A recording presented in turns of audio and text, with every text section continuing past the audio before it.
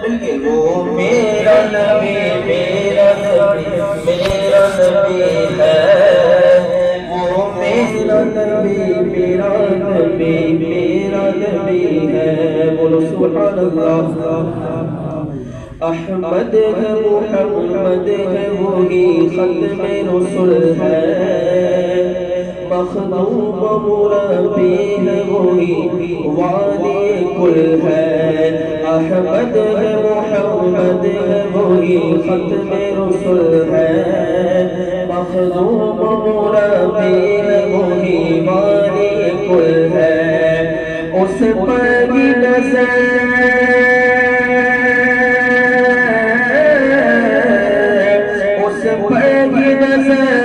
سارے زمانے کی لگی ہے، وہ میرا نبی میرا نبی میرا نبی ہے، وہ میرا نبی میرا نبی میرا نبی ہے۔ جب کوئی دنیاوی حکمران آتا ہے، کوئی بھی آتا ہے، نیتا آ جائے یا کوئی پروفیسر آ جائے، تو اس کے حمایتی جو ہوتے ہیں، اس کے ماننے والے نا ایسے ہاتھ اٹھا کے کہتے ہیں ہمارا نیتا ایسا ہے، ہمارا نیتا ویسا ہے۔ آپ اپنے نبی کا نام نہیں لے سکتے، ہے نا؟ میرا نبی ہے تو پھر کہنا بھی ہے وہ میرا نبی میرا نبی میرا نبی ہے، وہ میرا نبی میرا نبی میرا نبی ہے، یاسین و مزمل و مدثر اور طٰہٰ، کیا کیا نئے القاب سے مولا نے پکارا، یاسین و مزمل و مدثر اور طٰہٰ، کیا کیا نئے القاب سے مولا نے پکارا، کیا شان ہے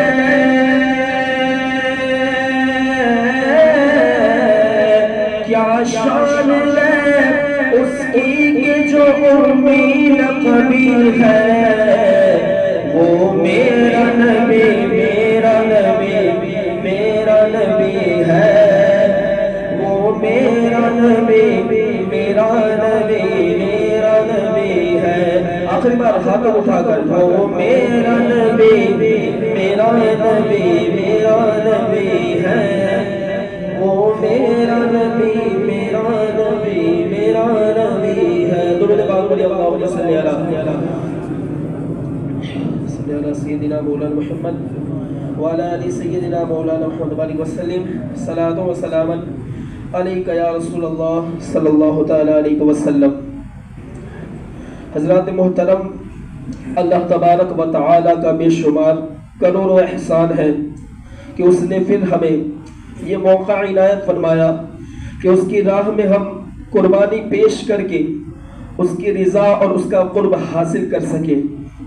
آپ دیکھیں کہ بندہ جو بھی عمل کرتا ہے، جو بھی کام کرتا ہے، اس کے پیچھے کوئی نہ کوئی اللہ تبارک و تعالی کی حکمت موجود ہوتی ہے۔ ہم جو بھی نیک فریضوں کو انجام دیتے ہیں، اگر ہم زکوٰۃ دیتے ہیں، نماز پڑھتے ہیں، حج کے لیے جاتے ہیں، تو اس کے پیچھے اللہ تبارک و تعالی کے نیک بندوں کی یاد موجود ہے۔ اللہ تبارک و تعالی نے اس کے پیچھے کوئی نہ کوئی حکمت ضرور رکھی ہے۔ مثال کے طور پر اگر آپ زکوٰۃ ادا کرتے ہو، آپ کسی کو زکوٰۃ کی رقم دیتے ہو، تو اس سے آپ نے فائدہ کیا پہنچنا ہے کہ آپ کے دل سے جو ہے دنیا کی محبت ختم ہو جائے گی۔ جب آپ اللہ کی راہ میں اپنی جیب سے کچھ رقم دیتے ہیں کسی بندے کو اور اس کے عوض میں اس سے کسی چیز کا معاوضہ نہیں لیتے، نہ اس سے آپ تھینک یو کا بھی جو ہے احسان رکھتے ہو، بلکہ صرف اور صرف اللہ تبارک و تعالی کی رضا کے لیے کچھ ادا کرتے ہو، زکوٰۃ کو دیتے ہو، تو دنیا کی محبت آپ کے دل سے ختم ہو جاتی ہے۔ اسی طریقے سے جب آپ اللہ کی بارگاہ میں نماز پڑھتے ہیں، اپنے سر کو سجدے میں رکھتے ہیں، اپنے سروں کو جھکاتے ہیں، تو اللہ تبارک و تعالی تمام طرح کی بے حیائیوں سے اور برائیوں سے تمہیں बचा लेता है। कुरान में मौला फरमाता है इन्नस सलात तन्हा अनिल फहशाई वल मुनकर, कि बेशक नमाज जो है वो बेहयाइयों से और बुरी बातों से रोकती है। अब अगर कोई बंदा आकर ये कहता है कि मैं नमाज तो पढ़ता हूँ लेकिन मैं बुराइयों से नहीं बच पाता, बेहयाइयों से नहीं बच पाता, तो उसका जवाब ये है कि पहले तो तू नमाज सही से पढ़ता नहीं होगा, और अगर नमाज सही से पढ़ता भी है फिर भी तुझसे बेहयाई कम नहीं होती, तो समझ ले कि अगर तू नमाज न पढ़ता तो और ज्यादा बेहया होता और ज्यादा बुराई करता। ये अल्लाह का एहसान है कि उसने तुझे उन बेहयाइयों से और बुराइयों से रोक लिया। हज़रात मोहतरम, अय्याम हज चल रहे हैं, दुनिया भर से लोग जो है अल्लाह तबारक व तआला के घर की तरफ का सफर करते हैं, बैतुल्लाह पर पहुंचते हैं, मक्का की सरजमीन पर जाकर वहां पर हज की जो अरकान है उसको अदा करते हैं। वहां पर कोई तवाफ करता हुआ नजर आता है, कोई सफा और मरवा पहाड़ियों पर दौड़ता हुआ नजर आता है, कोई मिना में जाकर कंकरियां मारता हुआ नजर आता है। हज़रात मोहतरम, देखिए तो सही, ये अल्लाह के उन नेक बंदों की यादगार है कि जिसको अल्लाह तबारक व तआला ने कयामत तक के लिए बाकी रखा, कयामत तक के लिए सबके ऊपर ये निशानियां अल्लाह ने रस्म बना दी, ताकि जितने भी लोग उस बैतुल्लाह का हज करने के लिए पहुंचे, अल्लाह के उन नेक बंदों की याद उसमें बाकी रहे, अल्लाह के उन नेक बंदों की निशानियां उसमें बाकी रहे। गुज़िश्ता जुमा हमने बात यहां तक की थी कि अल्लाह तबारक व तआला का खलील, अल्लाह तबारक व तआला का पैगंबर हजरत इब्राहिम अलैहिस्सलाम अल्लाह के हुक्म से अपने चांद जैसे बेटे, अपने लगते जिगर को सुनसान वादी के अंदर छोड़कर चले जाते हैं। वहां पर अपनी बीवी हजरत हाजरा को, अपने बेटे हजरत इस्माइल अलैहिस्सलाम को ऐसे चट्टियन मैदान में छोड़कर जाते हैं जहां दूर दूर तक पानी का कोई नामो निशान नहीं है, जहां दूर दूर तक खाने के कोई असबाब मौजूद नहीं है, कोई ऐसा दरख्त मौजूद नहीं है जिसके साये में बैठा जाए। हजरत मोहतरम, मैंने कहा था कि जब आप लौटने लगे आपने दुआ की कि मौला तू जो है इसमें इतनी बरकत अता फरमा कि लोग इस शहर की तरफ इस तरीके से आए, इस वादी की तरफ इस तरीके से आए जैसे परिंदे अपने घोंसलों की तरफ लौटते हैं। आज जगह जगह जाकर देख सकते हो, दुनिया के हर हिस्से से, हर कोने से लोग इस तरीके से उड़कर मक्का को पहुंचते हैं जैसे परिंदे अपने घोंसलों की तरफ वापस जाते हुए नजर आते हैं। अल्लाह अल्लाह। अब हजरत इब्राहिम अलैहिस्सलाम ने अपने बेटे को छोड़ा। आप जरा अपने जहन में लाइए, आपको अल्लाह ने बेटा दिया, आप उससे बेइंतहा मोहब्बत करते हैं, और हजरत इब्राहिम अलैहिस्सलाम को 90 साल के बाद अल्लाह ने औलाद दी है, 90 साल के बाद, और बेटा भी कितना खूबसूरत, चांद जैसा बेटा, अपने दिल का टुकड़ा, लखते जिगर है, लेकिन क्यों छोड़ के जा रहे हैं? सिर्फ और सिर्फ रज़ाए इलाही के लिए जा रहे हैं, सिर्फ और सिर्फ अल्लाह के हुक्म पर अमल करने के लिए जा रहे हैं। सोचिए, वो एक इब्राहिम थे जिन्होंने अपने चांद जैसे बेटे को, अपने जिस्म के हिस्से को वहां छोड़ के चले गए, और एक हम है कि अल्लाह के नाम पर, अल्लाह की राह में जब कुछ कुर्बान करने की बात आती है तो हम सस्ते से सस्ता तलाश करते हैं। हम जो सोचते हैं कि हमारा माल खर्च हो जाएगा, हमारा माल खत्म हो जाएगा। ओ अल्लाह के बंदो, मैं बारहा कहता हूं, अगर आप राह खुदा में अपने माल को खर्च करोगे तो वो कम नहीं होना, बल्कि अल्लाह उसमें और बरकतें डाल देता है, अल्लाह उसमें और कसरतें पैदा फरमा देता है। हजरत मोहतरम, जब भी अल्लाह की राह में कुछ देने की बारी आए ना तो दिल खोल के उसमें दिया करें, उसमें दिल खोल के हिस्सा लिया करें, और खास करके ये जो मस्जिद है उसके अंदर दिल खोल के हिस्सा लिया करें। अल्लाह तबारक व तआला आप सबको अमल की तौफीक नसीब करे कि आप जो है मस्जिद के अंदर, राह खुदा के अंदर ज्यादा से ज्यादा अपने माल को खर्च करें। अब आगे मैं बात करूं कि अल्लाह तबारक व तआला के हुक्म से इब्राहिम अलैहिस्सलाम वहां छोड़कर चले गए। अब हजरत हाजरा वहां पर बैठी है, अपने छोटे से बच्चे को लेकर बैठी है गोद में। पानी जो लेकर के आए थे अपने साथ, ایک وقت ہوتا ہے پانی ختم ہو جاتا ہے، جو کھجوریں آپ کے پاس موجود تھی وہ بھی ختم ہو جاتی ہے۔ اب حضرت اسماعیل علیہ السلام کی جب زبان سوکھنے لگی، ان کا گلا پیاس کی وجہ سے سوکھنے لگا، اب حضرت حاجرہ جو تھی ان کی جسم میں بھی دودھ باقی نہ رہا، کیونکہ کچھ کھایا نہیں ہے، کچھ پیا نہیں ہے۔ اب یہ حال ہے، حضرت اسماعیل علیہ السلام رونے لگتے ہیں۔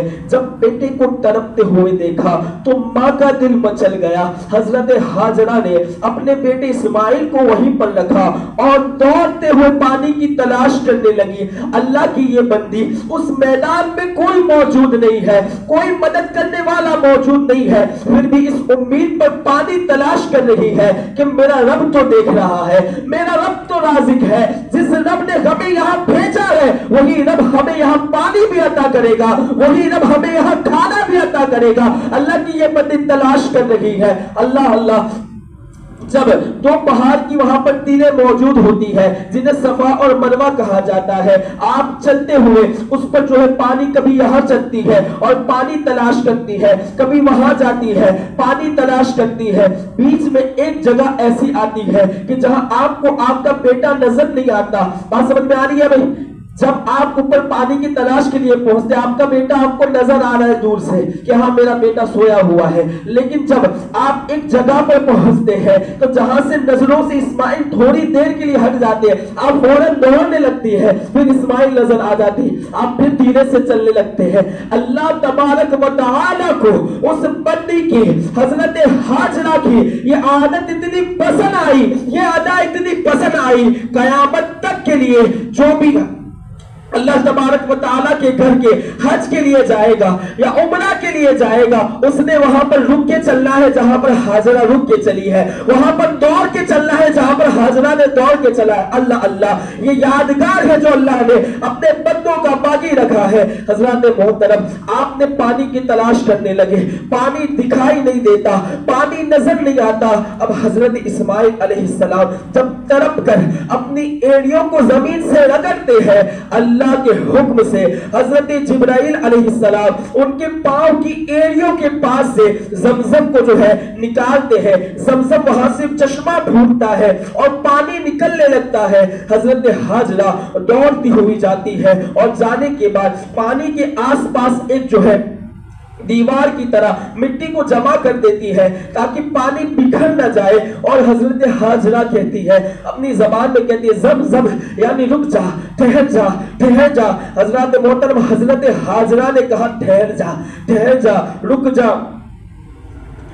آپ سوچئے کہ جب حضرت حاجرہ نے یہ کہا کہ ٹھہر جا، زمزم زمزم رک جا، اور رکنے کو کہا، آج اس پانی کا حال یہ ہے کہ ساری دنیا کے پانی جو بھی ہے اس سے بہتر اور افضل اس پانی کو بتایا گیا کہ جس پانی کو اگر کوئی بھوکا پیے تو اس کی بھوک مٹ جاتی ہے، کوئی پیاسا پیے تو اس کی پیاس بجھ جاتی ہے، کوئی بیمار پیے تو بیمار سے شفا ہو جاتی ہے، اور اس میں اتنی برکت ہے کہ آج وہ سارا شہر اس پانی کو پیتا ہے تب بھی پانی ختم نہیں ہوتا۔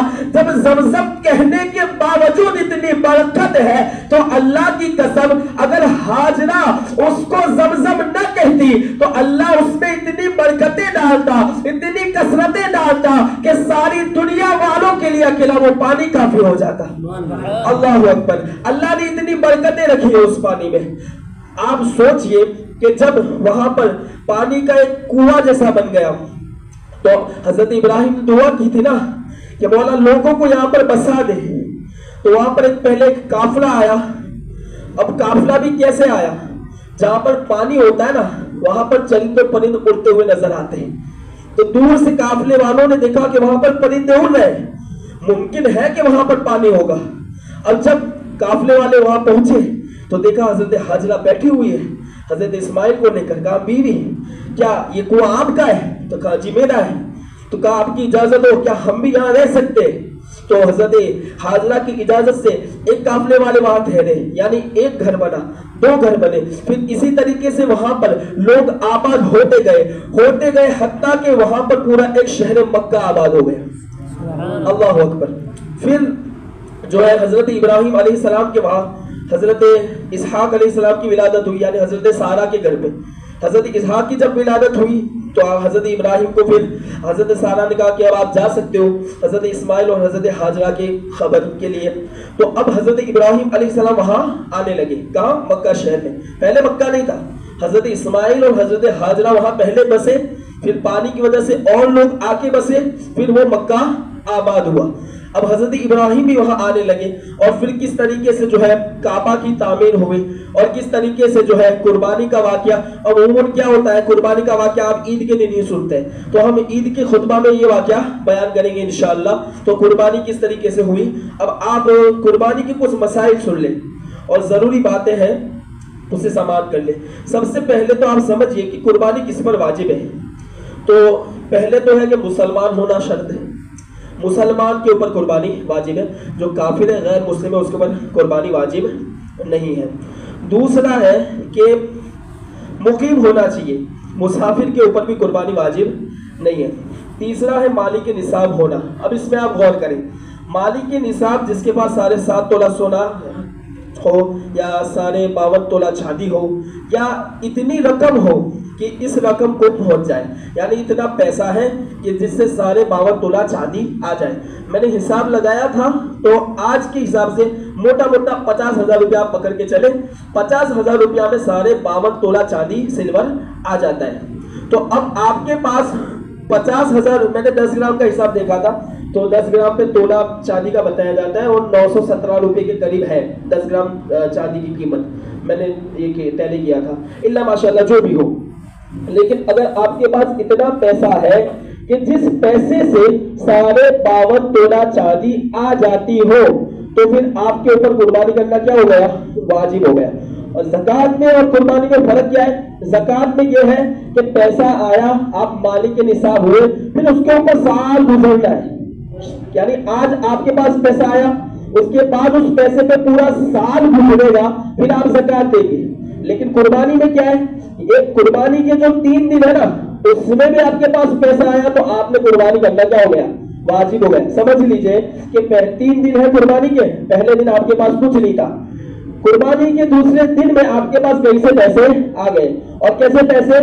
جو آپ کے مطلب حاجت اصلیہ میں سے نہ ہو, یعنی اس چیزوں کو اس میں شامل نہیں کریں گے جیسے گھر ہو گیا رہنے کے لیے, چلانے کے لیے گاڑی ہو گئی, یا پھر وہ سامان ہو گیا, کپڑے پہننے کے ہو گئے, جس کو آپ استعمال میں لیتے ہو ان چیزوں کو اس کے اندر ایڈ نہیں کریں گے. اس کے علاوہ جو آپ کے پاس مال ہے اس کے اوپر آپ پر قربانی واجب ہو گئی. سمجھئے کہ ایک لڑکا ہے بڑا سا, ٹھیک ہے, بالغ ہے لڑکا, وہ عید کے دوسرے دن اس کے نانی آئے یا اس کے دادا آئے اور گفٹ میں اس کو 50,000 روپیہ دے دیا, تو اب لڑکا کیا کرے گا بھائی, جانور خریدے گا اور قربانی دلائے گا. کیوں؟ کہ اب اس کے میٹر میں کیا آ گئے, پیسے آ گئے نا, وہ مالک نصاب ہو گیا, تو اب سال گزرنے کا انتظار نہیں کرے گا.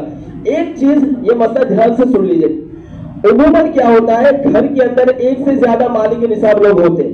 جیسے ہماری عورتوں کے پاس سونا ہوتا ہے, کان میں پہننے کے لیے, گلے میں انگوٹھیاں ہوتی ہیں. اب سونے کی اگر اس کی بیچا جائے تو اتنی رقم تو آ ہی جاتی ہے کہ 52 تولہ چاندی خرید لے. بات سمجھ میں آ رہی ہے؟ اب وہ عورتیں کچھ تو ایسا سمجھتی ہیں کہ جو ہم پہنتے ہیں نا اس سونے پہ ہمیں زکوٰۃ بھی نہیں دینی اور قربانی بھی نہیں دینی, بس اسی سونے پہ دینی ہے جو ہم نے گھر میں رکھا ہے. بھائی ایسا نہیں ہے, آپ کے پاس سونا ہے, آپ نے پہنا ہوا ہے یا گھر میں رکھا ہوا ہے, وہ آپ کا ملک ہے, وہ آپ کا مال ہے, اس پہ آپ کو زکوٰۃ بھی دینی ہے اور قربانی بھی کرنی ہے. تو آپ کی بیوی کے پاس سمجھو کہ سونا ہے, وہ مالک نصاب ہے, آپ کے پاس بھی جو ہے مال ہے, آپ بھی مالک نصاب ہوئے, آپ کی بیٹی کے نام پہ بھی کچھ رقمیں ہیں, وہ بھی مالک نصاب ہوئی. پھر آپ کیا کرتے ہیں, ایک سال میری قربانی, دوسرے سال میری بیوی کی قربانی, تیسرے سال میری بچی کی قربانی. ایسا نہیں ہوتا بھائی, تینوں کی قربانی آپ نے دینا ہوگا, وہ بھی ہر سال, جب تک آپ کے پاس مال ہے, آپ کا مال نصاب پہ پہنچتا ہے. تو اس بات سے آپ دھیان رکھیے, اگر آپ کے گھر میں 3 یا 4 مالک نصاب ہے تو آپ سب کی قربانی کریں. اور قربانی میں بھی کیا ہے کہ اگر بیٹے کی قربانی ہے, اگر باپ کرنا چاہتا ہے پہلے اس سے اجازت لے کہ میں تمہاری قربانی کراؤں, اگر وہ اجازت دے کہ ہاں کراؤ تو اس کی قربانی ہوئی. اگر اس کی اجازت کے بغیر آپ نے قربانی کرائی تو پھر اس کی قربانی نہیں ہوئی, وہ نفل میں چلی جائے گی. بات سمجھ میں آ رہی ہے بھائی؟ تو اگر آپ کے گھر میں, پہلے تو جا کے ٹیلی کیجئے کہ کس کے پاس کتنا پیسہ ہے. عورتوں کے پاس بہت پیسہ دبایا ہوا ہوتا ہے, تو پوچھئے کہ چھپایا ہوا پیسہ ہے اور ہے تو کتنا ہے, اور اگر نصاب کو پہنچتا ہے تو پھر اس کا حصہ ڈالیے, وقت ہے جانور خرید سکتے ہو تو جانور خریدیے، ورنہ حصے میں آپ قربانی کرائیے، آپ پر واجب ہے، قربانی نہیں کریں گے تو آپ گنہگار ہوں گے۔ اور ایک آگے کی شرط ہے مرد عورت دونوں پر قربانی واجب ہے۔ اور آزاد ہونا، اب آزاد اور غلام یہ تو اب باقی نہیں رہا، اب تو سبھی آزاد ہیں، تو جس کے پاس مالک نصاب ہے وہ قربانی ضرور کرے گا۔ اور ایک شرط ہے نابالغ اور بالغ، اس میں اختلاف ہے، کچھ لوگ کہتے ہیں نابالغ پر نہیں ہوگی، اور علماء کرام کا یہ ہے کہ اگر بچہ ہے، بالغ ہے، سمجھدار ہے، اس کے ملک میں پیسے ہیں اور وہ خود قربانی کرنا چاہتا ہے تو وہ قربانی کر سکتا ہے، الگ اس میں اختلاف ہے اس مسئلے میں۔ آپ سمجھئے کہ قربانی کے لیے آپ جانور خرید کر لائیں، ٹھیک ہے، اب جانور آپ نے یہ سوچ کے، اب ایسا بھی ہوتا ہے کبھی کبھی کہ بندے کے پاس بہت پیسہ ہے، سمجھئے کہ وہ کپڑے بھی خریدتا ہے تو اعلیٰ سے اعلیٰ کپڑا خریدتا ہے نا، موبائل بھی جب خریدتا ہے تو آئی فون ہی یوز کرتا ہے، ایسا ہے، اچھا گھر ہے، اچھی گاڑیوں میں گھومتا ہے، لیکن جب قربانی کی بات آتی ہے تو یہ سستا سمجھ کر اس نے جو ہے حصے کے اندر ڈال دیا کہ قربانی کرو 3200 میں پڑ جائے، حالانکہ یہ بھی ایک بڑی رقم ہے، لیکن آپ نے یہ سوچ کے ڈال دیا کہ ختم ہو جائے، تو بھائیوں پہلے تو آپ پر بہتر یہ ہے کہ خود جانور لا کر اس کو ذبح کرو، ٹھیک ہے، اس سے قربانی تو آپ کی بہرحال ہو جائے گی، لیکن اللہ نے آپ کو دیا ہے تو پھر کنجوسی کیوں کرنا ہے، ٹھیک ہے، جب آپ کے پاس استطاعت ہے، آپ جانور لا سکتے ہو، گھر پہ رکھ سکتے ہو، قربانی کر سکتے ہو، تو پھر پہلا آپ کا یہ ہونا چاہیے کہ آپ جانور لاؤ اور اس کے ساتھ محبت ہونی چاہیے۔ جانور قربانی کرنے کا جو مقصد ہے وہ کیا ہے کہ ایک سول آپ کی روح آپ کی اس کے ساتھ کنیکٹ ہونی چاہیے، آپ کی روح اس سے کنیکٹ ہوگی، اس کے بعد آپ اس کو قربان کریں گے اپنے ہاتھوں سے، تو آپ کو وہی محسوس ہونا چاہیے کہ جب ابراہیم علیہ السلام اپنے بیٹے کو جیسے قربان کرتے تھے، ان کے دل میں جو گزری تھی وہ گزرنی چاہیے، ٹھیک ہے، ایک رسم نہیں ہے یہ بھائی۔ ابھی جو غیر مسلم ہے یا جو مسلمان نہیں ہے وہ لوگ یہی سمجھتے ہیں کہ مسلمانوں میں ایک رسم ہے، جیسے ہمارے اندر کچھ رسمیں ہیں، ہر مذہب میں کچھ رسم ہوتی ہے، ویسے بولتے یہ بھی ایک رسم ہے، یہ رسم نہیں ہے ہماری، یہ ہمارا یادگار ہے، ہمارے جو نیک بندے ہیں ان کی یادگار ہے یہ، اور یہ واجب ہے، تو اس کو تو آپ کو ادا کرنا ہی کرنا ہے۔ اور قربانی کے متعلق ایک سوال یہ بھی ہے کہ جو پیسہ آپ کے گھر پر پڑا ہوا ہے، سمجھئے استعمال میں جو نہیں ہے، جیسے آپ ایک موبائل یوز کرتے ہو، ایکسٹرا موبائل آپ کے پاس گھر پہ پڑا ہوا ہے، عموماً موبائل کی قیمت جو ہے 20 کے اوپر ہی سب لوگ لیتے ہیں، ٹھیک ہے، اللہ ماشاءاللہ سب کی بات نہیں کرتا، آپ کے پاس یوز کے لیے موبائل ہے سیمسنگ کا، سمجھئے ایسے اسرائیلی برانڈ ہے، چوکھا بتا رہا ہوں بھائی نہیں خریدنا چاہیے، اور ایپل ہے ایک آپ کے پاس ایکسٹرا پڑا ہوا جس کی قیمت 40-50 ہزار روپیہ ہے، تو اب وہ بھلے آپ یوز نہیں کر رہے ہو ایسے ہی پڑا ہوا ہے،